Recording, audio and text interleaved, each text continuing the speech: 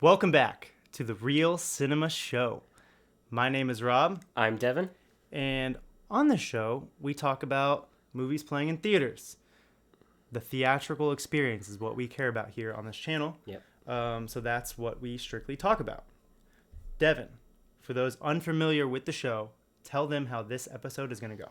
So this show is going to go like all the other shows. We're going to start with our weekend recap, where we talk about the movies that we just saw this past weekend. Then we're going to move into trailers of the week.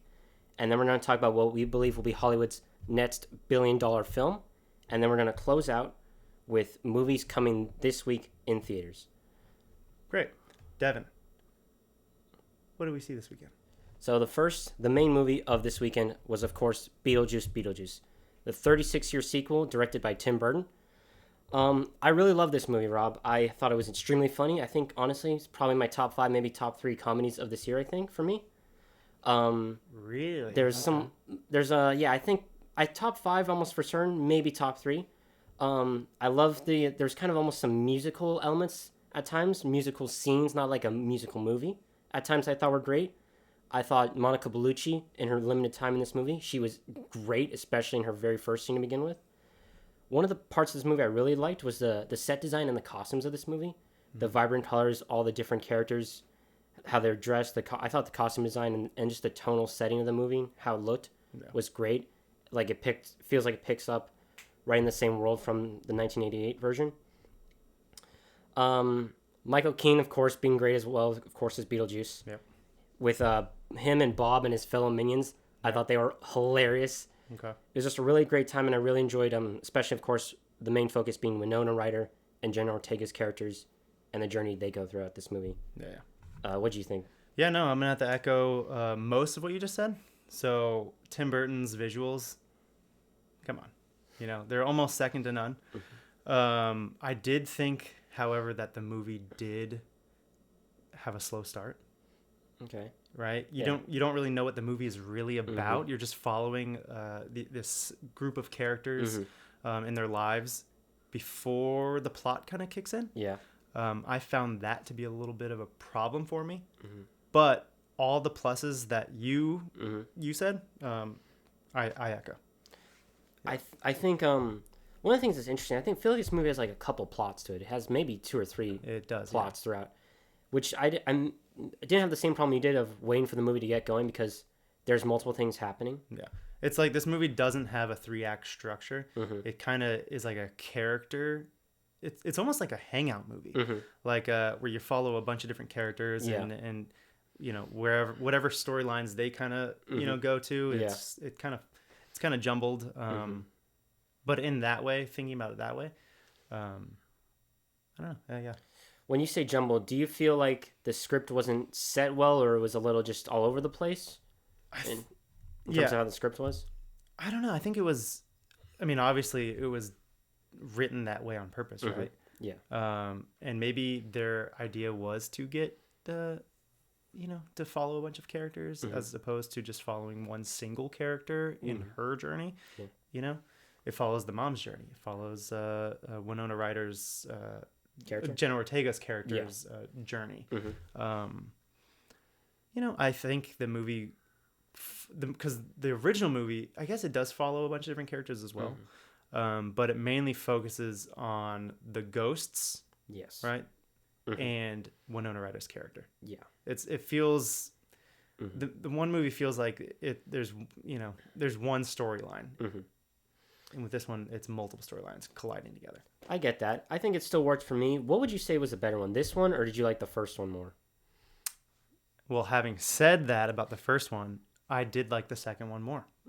When the first one, I just rewatched the first one again after however many years before this, the second Beetlejuice came out.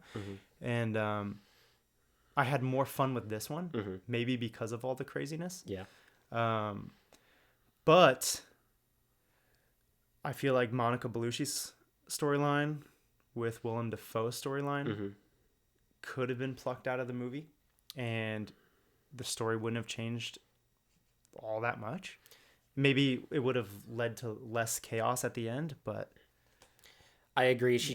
Her plot had no real point by the end of it. It's like you thought it was going to have a big playing factor in it, and then it just kind of ended up just vanishing. So it was really weird at that point why it even happened. Yeah. Like you, I thought the second one was better than the first one in almost every aspect. Really, I thought I laughed a lot more at this one. I think the only thing the first one maybe did better was that it spent more time in the like, was it underworld or death or Purgatory. Yeah. I thought the first one spent more time there, which is I think maybe the only thing better. Yeah. But other than that, I like this one a lot better. All right, great. I do have some interesting facts, though. I don't know if you know this, but Beetlejuice becomes the second biggest September debut of all time. Okay. Right? Yeah. With $110 million. Oh, wow. Okay, so that knocks out 2019's It Chapter 2. Wow. It Chapter 2 made $91 million on its debut. So now that's bumped to third place, right? Yeah. So it's It Chapter 2, Beetlejuice. And do you know what the number 1 September box office debut is? No, I do not off the top of my head. It is It Chapter 1 with $123 million. Okay, so got a theme of its and so I think that's pretty interesting, right? Horror. Horror is home in September. Okay, so what would you rate Beetlejuice 1 out of 10? I really enjoyed this movie. I'm going to give it an 8.4 out of 10. I had a pretty good time with this movie. Okay, great. For the reasons that I said, although I did enjoy it, I did find problems with the story. I'm going to give it a 6.8 out of 10. Wow. So you enjoyed it, but not that much? You thought it didn't even serve its point that much? No, I mean, I think 6.8 is respectable. Okay. It was a fun time. So it's a D+. So, okay. Well, I guess if you're thinking about it in terms of like grade school, yeah. I'd probably give it a C then, so maybe a 7. Okay, so right, I'll give it a 7. Okay, fine. no, you bumped me up. No, 2 if you want a points. 6, give it a 6.8. You can give it a 6.8. That's hilarious. Okay, so Devin, that's not the only movie that we saw this weekend. Yes, we also saw another one, The Front Room, an A24 film directed by Max Eggers and Sam Eggers. What did you think of this movie? It's nothing special. It's nothing out of the ordinary. It's Catherine Hunter, I believe is her name. She's the mother-in-law, racist, extremely religious mother-in-law, and she is great in the role, but she's a disgusting character. Yeah. Literally gross, just in the most unimaginable ways possible throughout this movie. Yeah, like what you said and what I said in my out of the theater reaction. Yeah. By the way, if you haven't seen the out of the theater reaction, go to the shorts tab, check them out. But she is the worst character imaginable, the worst person ever, in the best way possible. Absolutely. I thought her character was fantastic. She is what carries kind of the whole movie. She makes the movie, for me at least. I completely agree. She's great at being manipulative. Yeah. If I said that word correctly. She plays her son-in-law and her stepson and daughter-in-law against each other really well. And she's trying to take over the family. This film takes place almost over a year, I'd say, or more, with the fact that there was a pregnant lady and then she gave birth. So it takes place over a long time. And you see Brandy, who plays the daughter-in-law. Yeah. How she has to balance so many acts of trying to take care of a mother-in-law she does not care for, really. Yeah, and a house who is making it very hard on her. Yes. Yeah. Absolutely. And then the one thing that kind of annoyed me about this movie, or is just very strange, was the third act ended extremely abruptly and was kind of a letdown, because when you see the trailers, you think that it's this is a whole lot of demon elements in it. Yeah, and then it's leading to some chaotic conclusion. Like a Conjuring type conclusion. Yeah. And then it's just a complete letdown. Yeah. Same thoughts for you on that? Yeah. The ending, it's not a twist ending, but there's a certain reveal. I felt much better about the ending after the reveal, but when they first showed how the ending wrapped up, I'm like, what? That's it? But what I think about this movie is I thought this was a horror movie. It's not a horror movie. This is it's a thriller, and it's honestly, I think it's more of a dark comedy. And you know what movie reminded me of this? What would you say? This movie reminds me of The Lighthouse. Did you ever see The Lighthouse? I don't believe I have. Okay, well, what's interesting about The Lighthouse and this movie is that the directors of this movie, right? Max and Sam Eggers. Yeah. The Lighthouse is directed by Robert Eggers. Okay. Eggers. Theme.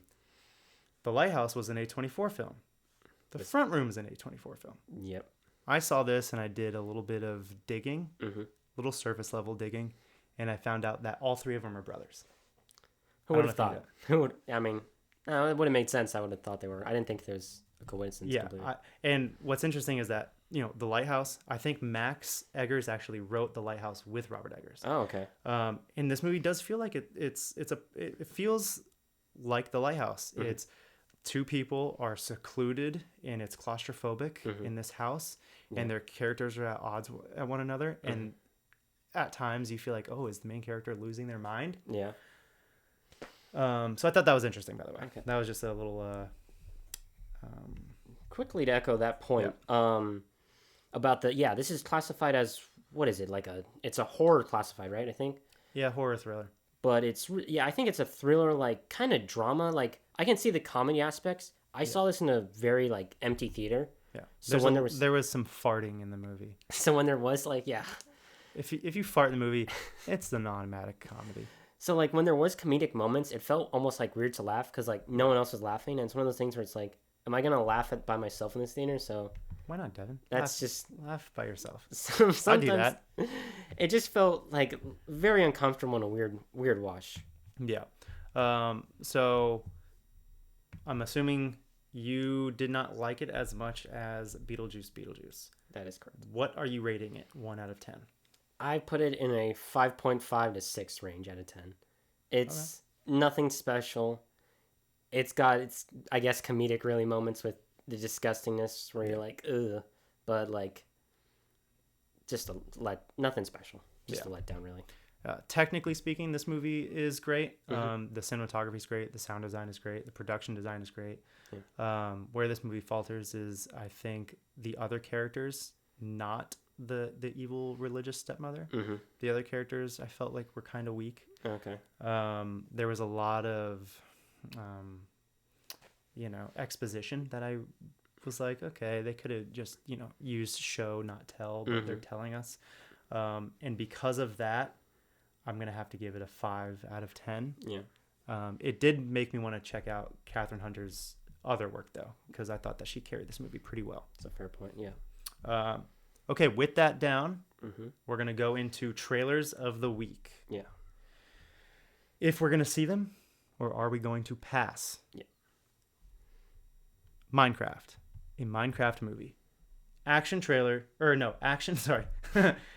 adventure starring Jason Momoa. Release date April 4th, 2025. Devin, are you going to see it, or are you going to pass?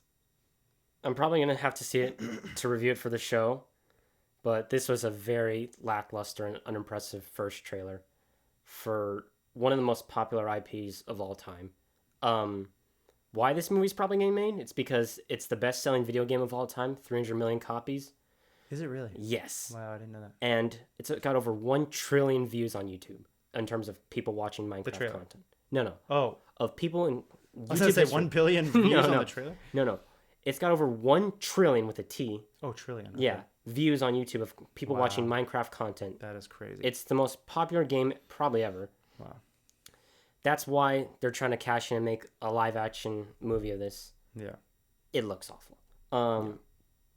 It looks like it's almost like a Jumanji type movie where characters are thrown into a world. It's thrown into a CGI world. But it just doesn't make any sense. The only thing that looks good is the Minecraft look of it. I've played the game growing up. I love it, but there's nothing I see from this. Hopefully a second trailer gives me more hope for this movie because I've seen nothing. I've watched it a few times and it's short. It barely sets the tone and not impressed. So you're going to pass? Yeah, I'd probably pass if I had to. Yeah. Okay. So I have really nothing to say about this. Obviously, I'm not the target demographic. This movie could care less about me. So I don't care about this movie. Yes. Yeah, I don't like characters thrust into some CGI green screen studio, whatever. I don't care. So I'm going to pass. I do like Jack Black, though. I like Jack Black, but I'm going to pass. Up next, we have Night Bitch, starring Amy Adams. It's a horror comedy coming out at the end of the year, December 6th. Devin, what do you think of the trailer? Are you going to see it, or are you going to pass? I'm going to see it just so I have something to laugh at, I think, because Okay. You said it's a horror comedy, right? Yeah, it's a horror comedy. Okay, yeah. I don't know if Amy Adams just wasn't offered a single other script at the time, because why is she doing this? Okay. Why is she doing a movie where she thinks she's becoming a dog? I mean, there was a few moments in this trailer where I laughed out loud.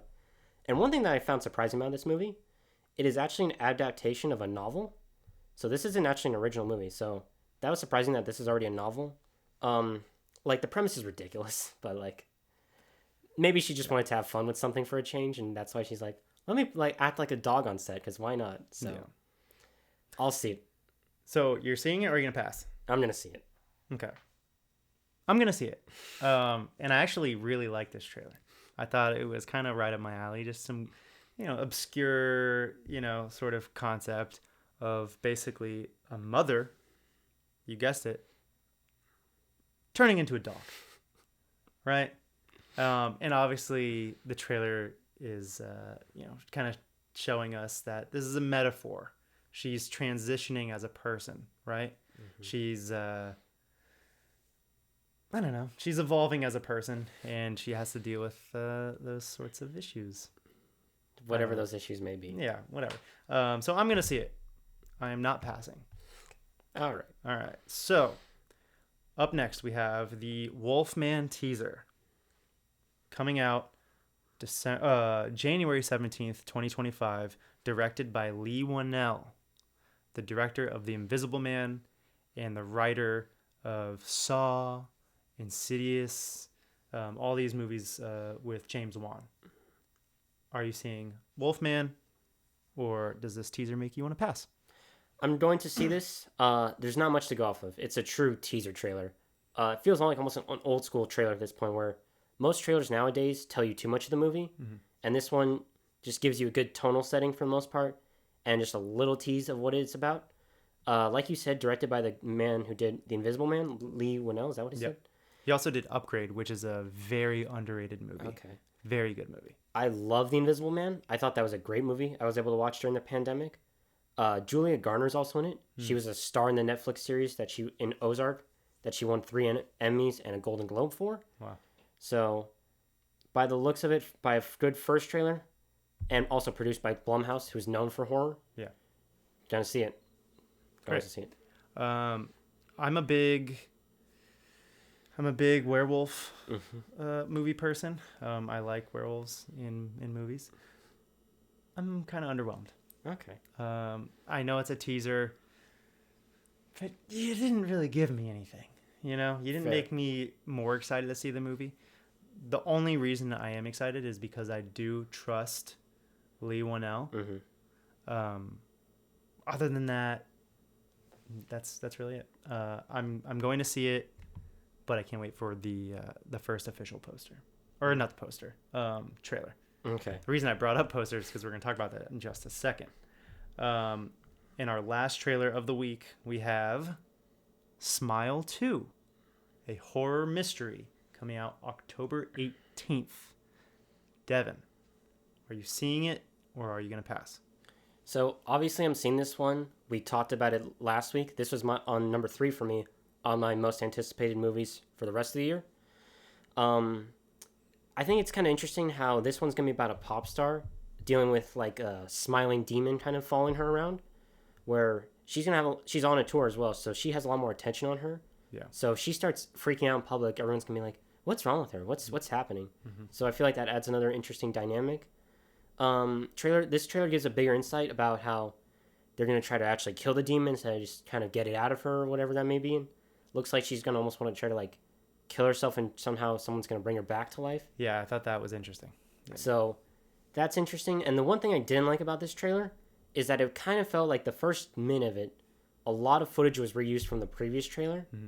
So at first, this trailer's not doing a lot more for me or increasing my excitement more than it already has from the previous trailer. Okay. I thought this trailer was incredible. Right. I loved Smile, the original. Yeah. It worked really well for me personally. And so I'm very excited to see this one. Yeah, there's some creepy imagery in here where the choreographers, it looks like, they're like together walking through the hallway like, oh, that's freaky. Yeah. And what I do want to mention, however, is the poster for this movie. Mm-hmm. The new poster came out. Yes. And I think this poster is incredible. I'm going to put it up here in the video. But I'm a poster guy. I love artwork, right? Mm-hmm. This looks incredible. It makes me want to see the movie more than the trailer, honestly. And what I'm kind of also sad about is that I said that the Wolfman teaser was underwhelming. Well, the poster for it is underwhelming. I'm going to post that poster up here too, somewhere on the video. That doesn't tell me anything. Okay, I get that it's a W. Yeah. Doesn't do anything for me. Anyways, that's my thoughts on that. All right. So, we got our thoughts finished with the trailers of the week. Yep. And now we're going to talk about movies that probably we have higher expectations for more than anything else. What is going to be the next billion-dollar film that comes out of Hollywood? Rob, what do you think that will be? Well, the next movie that has a chance, a slight possibility, is Joker Fallait à Deux, right? Yeah. This comes out October 4th, starring Joaquin Phoenix and Lady Gaga. Todd Phillips returns as director. The original grossed $1.074 billion, right? So how could you not think that this movie would also be $1 billion, right? Mm-hmm. Absolutely. But the first initial reactions to this movie haven't been great. And the times that I've spoken to people about this, about the original Joker, no one really seems to love it. At least the people that I'm talking to. Mm-hmm. I loved it, but this movie deals with dark, mental health issues and things like this. Yeah. And who knows if the audience for this movie is going to carry on to the second one. I will bring up Venom 3 possibly. The first one made $856 billion. Million. Made $856 million. But the second one had a steep decline with $506 billion. That's because it came out during the pandemic. Exactly. So I can't blame it for that. That also has a chance. Gladiator 2, which comes out in November 22nd. Jeez, I'm stumbling on my words here. Starring Pedro Pascal, Joseph Quinn, and Denzel Washington. These guys are, at least Pedro Pascal and Joseph Quinn, they're big names right now. Yes. They're hot names. Directed by Ridley Scott. He's saying it's his best film. The first one grossed $465 million. Mm-hmm. Everyone, according to the TikTok and online trends. Yeah. Remember that trend? Do you think of the Roman Empire? Yeah. Well, yes. I have a feeling a lot of people are going to be thinking about the Roman Empire. Mm-hmm. I feel like this could gross close to $1 billion. But you know what else comes out on November 22nd? November 22nd. I do not know what you're referring to, actually. It's going to be a little movie called Wicked, starring Ariana Grande. Oh, interesting one. Based off the Broadway play. I think this movie is going to be $1 billion film. And I think it's going to be the next $1 billion film. I'm not seeing this movie. I won't be a part of that. But I believe that will be the next $1 billion film. Devin, what do you think? And what is your guess for $1 billion Before film? I say my guess, I actually want to quickly comment on some of yours. Actually, all of them. So you started with what was the one you started with already? The $1 billion films you started with. I started with Joker. I went into Venom. I went into Gladiator Joker, 2 Venom, and Gladiator. Although I do it after, sorry. Yeah. After Wicked, the week after that is Moana 2. Yeah. The first one grossed 687 million. I think that also has a chance. So quickly, Joker 2. First one was an R-rated film, like you said, that grossed 1.074 billion. It's very rare and hard for an R-rated film to gross over $1 billion. Deadpool just did it, but that was almost a given. So I think it has that working against it. That R-rated movie, it has to be exceptionally great again. And the first one wasn't even loved by the critics as well. So I don't know how much that plays a factor again with the critics not liking this so far. So that's going to be, it has to be great. Venom, like we said, the second one had a steep decline because of the pandemic. I think this one also needs to be great and actually loved by the critics as well as the audience. The audiences love both of these. Yeah. So that one needs to be really exceptional as well. And Gladiator, Ridley Scott's best movie ever was a $630 million movie. It was The Martian, a great movie. I don't think he gets a movie to $1 billion. For me, I think it's going to be Mufasa the Lion King. The original 1994 film made $968 million in 1994 as an animated movie. Wow. The 2019 live-action remake made $1.6 billion. It's the number 10 highest grossing movie ever. Obviously, it's extremely popular IP. And now you're doing an origin story of Mufasa, one of the biggest main characters of this movie. I think it's obviously a PG movie, probably is the rating it gets. It's a kids, that makes it a kids movie more than anything. So when you have kids, you got parents, it's 3 tickets immediately. Yep. It's going to have rewatches. I believe that's the most likely to be the next billion-dollar film that Hollywood has. Great. So my pick is Wicked. I got Mufasa the Lion King.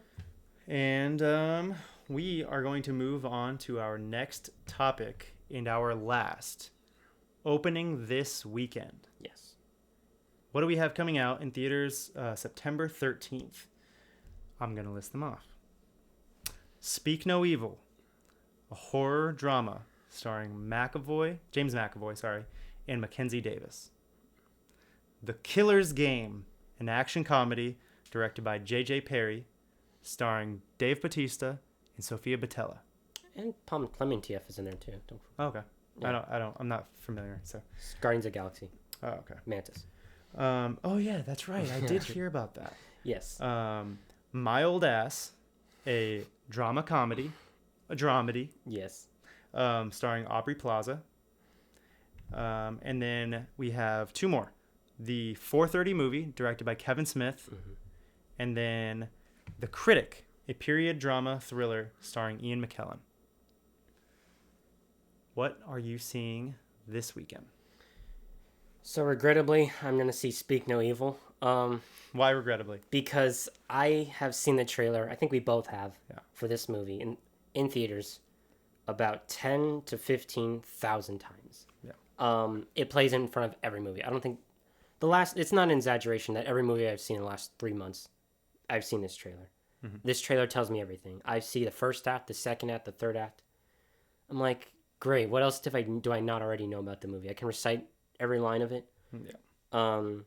The most interesting part about this trailer seems to be the McAvoy's kid in this movie. Mm-hmm. He seems to be mute and trying to warn the new family about something, or trying to give them a secret or something. Yeah. And then the only other thing I can really say about this trailer or movie coming out is it's also a remake of the 2022 Danish movie of basically the same concept. How are you feeling about this? Steal your line? I don't know. Sometimes I get a laugh attack, right? Like you said, I am fed up with this trailer. I just want to see the goddamn movie already. Right?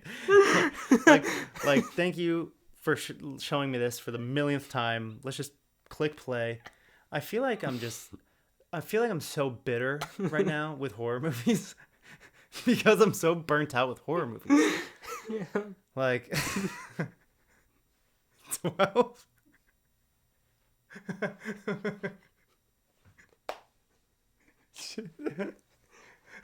We're falling apart here. Finish your thought already.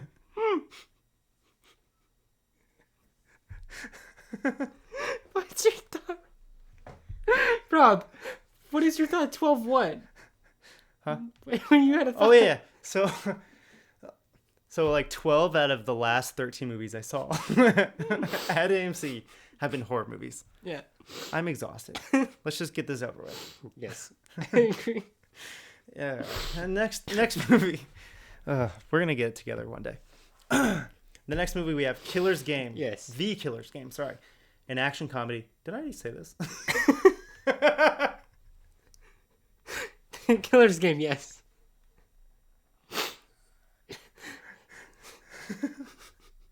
And we're back. All right. And after that big giant laugh attack that I just had. So are we seeing Speak No Evil or no? Against our better will and judgment, we are seeing Speak No Evil, I believe. All right. Yes. I'm gonna see Speak No Evil as well. What about The Killer's Game? Are you seeing it? It's a run-of-the-mill standard action movie. I think there's a few other things I want to watch that are more original that I haven't got a chance to see before in the past. So I'm probably gonna pass on it. Don't you? I'm probably gonna pass on it. But yeah, probably gonna pass on it. What about you? Oh, keep it together. I'm gonna pass on The Killer's Game. Yeah. Sorry. Yeah. But what I'm not going to pass on, Yeah, is My Old Ass. That is going to be the second movie that I'm seeing this weekend. Yep. I actually haven't seen an Aubrey Plaza movie. Really? Well, hold on.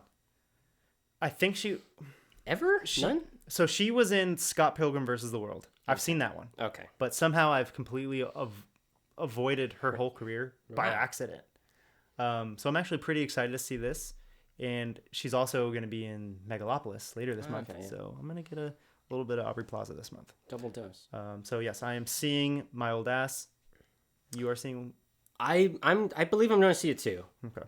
Yeah, this is a fun coming of age movie where Aubrey Plaza is like a time traveler, or she kind of visits like look, am I wrong? She's like 38, 39, and she visits her 18-year-old self and tries to warn her. No, not a time traveler. She's basically like her younger self takes mushrooms, and then she's like the trip Is version that what that of her. is? I thought this was like a slight time travel. Like she just went back. No, like her younger self takes mushrooms. Oh, so this is her and own then mind. like sees like her older self. So this is her own mind, like Yeah. talking to her. Yeah, Oh, I didn't know that. Okay, that's interesting. yeah. So yeah, because I thought it was she's trying to warn her, make better decisions in life, stay away from this guy or whatever. Yeah. Okay, but that's more interesting, and it's also nice to see more comedy movies coming out. Because like you, I think I've seen about 10 horror movies in the last like 4 weeks or 2 weeks. I'm tired. Like nothing scares me anymore unless you like jump out of my closet in the middle of the night. Like I'm done with it. Ah. Yeah. No, so yeah, exactly. So I might see My Old Ass first. Okay. Just to get a little break between you know, The Front Room and Speak No Evil. I think also we have to mention Speak No Evil and The Killer's Game are the two main movies coming out this week that are wide releases. My Old Ass is unfortunately a limited release, so it's not going to be playing everywhere, only in probably bigger markets and bigger theaters. So that's kind of a downside for some people. And it is an Amazon original. Oh, so I'm okay. assuming that it probably only has like a few weeks or like a 30-day window, and then it's going to be right on Amazon Plus, or not Amazon Plus, Amazon Prime. Yeah, Whatever 30 that's days, called. almost being generous to it probably. Yeah. Okay, so we're seeing those two movies. The 4:30 movie. This movie looks fun. I've seen the trailer only twice for this in theaters, and I remember I think after the second time I had to quickly pull on my phone and write it down to remember the name of this movie, because I wanted to see it so bad. It looks like a hilarious comedy, a throwback comedy really. It takes place in the 80s where a bunch of teenagers, they're having fun doing old-fashioned things, going to the movies, you know, just riding bikes, going out, like not on phones or anything like that. Yeah. Looks like a great fun time. The only thing that really sucks about this is that this movie looks to have a very limited release, because I can almost not find it anywhere, not even on the AMC app. So Yeah. it's going to be hard to find tickets for, but if I can, I'm going to try to go see this movie. Yeah. I've liked most of Kevin Smith's movies so far. So Clerks 2, Tusk I liked, Chasing Amy. Yeah. He has a lot of good movies, and I'm excited to see this one. All right. Nice. Yeah. So if I can find a showing, I'll definitely see this movie. Absolutely. Same. What about The Critic, the last movie of the week? So I just saw a trailer for this movie. Ian McKellen, of course, fantastic Academy Award nominee, I believe. Looks like an interesting kind of like a political kind of type thriller of sorts, or mystery, or like journalistic type thriller where there's some, politics of some sort at play. Yeah. And it looks like it has potential. This isn't too high on my list compared to 4:30, Speak No Evil, and of course My Old Ass. So I'm gonna pass on this in all likelihood, but it looks like it has some potential. Yeah, no, it looks like it's a good movie, but I feel like, this weekend is going to be packed. We have a lot to see. Yes. And I think that this is also low on my list. But no disrespect, no hate. I love Ian McKellen. He's great. And the movie looks good. All right. I mean, I'll get to it. Yeah. If I get to it. Absolutely. Yeah. Okay, so with that, we have Speak No Evil and My Old Ass. Yes. Those are the two movies we're seeing. For sure. Okay. So keep an eye out for our out of the theater reactions. Yes. We post those every time we see a movie. They're up right now. Go to the Shorts tab and watch them if you haven't seen our thoughts. Any other final thoughts before we close out the show? No, I believe that is it, Rob. If you guys like this show and want to see more of these videos, want to see more of our out of theater reactions, subscribe and like for more, and we'll see you guys on the next show.